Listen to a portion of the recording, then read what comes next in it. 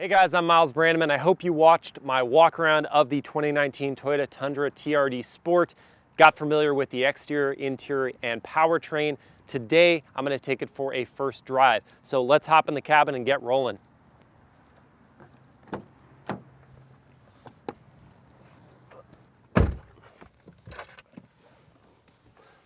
Now to loosely go over those points that I had mentioned before, this is the 5.7 liter V8 version of the SR5 Tundra, and that means 391 horsepower, 401 pound-feet of torque, and that's connected to a 6-speed automatic transmission. It is a little down on power compared to its competitors, the Silverado 1500, the Ram 1500, and the Ford F-150, and it's also got less fuel economy than all those trucks in their V8 specs. What it does have is some Bilstein tuned suspension in the TRD Sport version and some aesthetic updates like body color matching panels. It also has TRD Sport front and rear sway bars, and hopefully that will influence the way it handles around a corner. You also can't hate on the fact that Toyota has stuck to V8 power for its half-ton truck. And what that amounts to is just the right sound and the right feel and power really whenever you want it. You put your foot down in this thing and you're really gonna feel it. It also has a bunch of safety features as standard. I mentioned those in the walk around, but I'll go through them again here because they are gonna be a factor for those who are looking at a full-size pickup. It's got adaptive cruise control, blind spot monitoring, pre-collision avoidance, and lane departure warning. All of those details are important for a truck this size. This one also has a backup camera and parking sensors as part of the TRD Sport package. That's just going to make it easier to maneuver. This thing I also noticed has a really tight turning radius, which is excellent for a truck like this. You're making a U-turn at an intersection, you're not going to have to do a three-way turn there. It's just a one whip around. All right, so now we're in motion, and I'm just cruising along at 50 miles an hour, and it's nice and quiet in here. The ride, pretty nice, well damped. Certainly these Bilsteins are good. Now I've got a red light up there, so I'm gonna punch it up to there and then test the brakes. Woo, that's a nice noise. And it gets up to speed, certainly in a hurry. Now, I'm gonna clamp down on these brakes. Good feel, certainly. Yeah, you don't have to go deep into the pedal before you get that bite. Brings the truck down nicely, and there's not a ton of nosedive. Now, it wasn't full pitched on the brakes, but just feeling how the body is moving, they did a great job with setting up the suspension for this TRD Sport.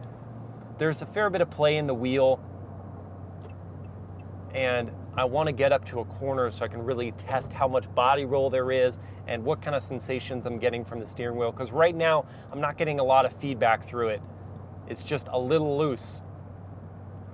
This truly does feel, and I mean, this gets back to the point I was making in the walk around, that the Tundra, it's been around in this iteration for a long time. The second generation of the truck, upon which this is still based, was introduced in 2007.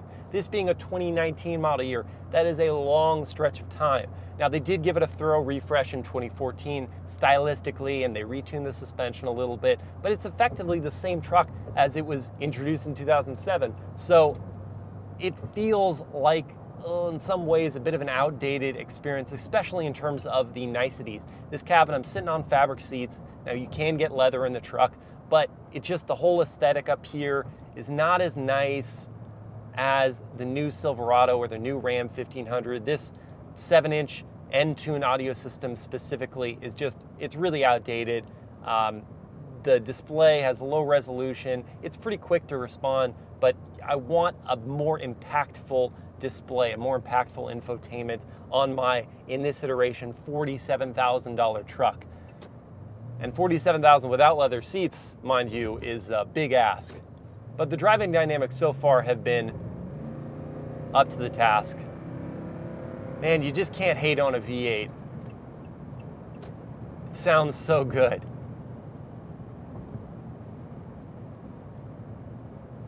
Yeah, the ride quality itself is excellent. This one also has a 38-gallon fuel tank, so even though I'm only getting 14 combined MPG with the 4x4 model, it's got such a massive range because of that fuel tank that you're not filling up constantly. When you are filling up, it's going to be expensive though. Alrighty. All right, Mr. F-150, move it or lose it. I didn't take that corner very hard, but it did feel like whenever I pointed the wheel, it went exactly where I wanted it to go. Couldn't sense much through the steering rack, but it did feel like it was directly tuned. You could be very comfortable in this truck. That is kind of what my main takeaway is at this point. It's just a really easy cruiser. I feel like I've got a ton of space. I didn't show off those back seats this time around, but Phil can spin it around and kind of show you. You've got a bunch of space back there. This would make for a great road trip vehicle. Not as many entertainment-related things in this truck. I don't have automatic climate control, for example. This is a single-zone climate control setup right here with big, chunky truck knobs. I do have a 2-speed transfer case electronically. I can switch between 2 high, 4 high, and 4 low just by cranking on that knob. It does have, for when you are off-road, it does have effectively cruise control for off-road, hill descent control, they call it. Now, finally, I'm going to get to a section where I can take a couple corners here and see how the body controls itself. A little bit of wheel spin. Whee! Yeah, it's fighting for traction. It's a big-bodied pickup, that's for sure. All right, so a little floaty in the corners. Not necessarily super confidence-inspiring.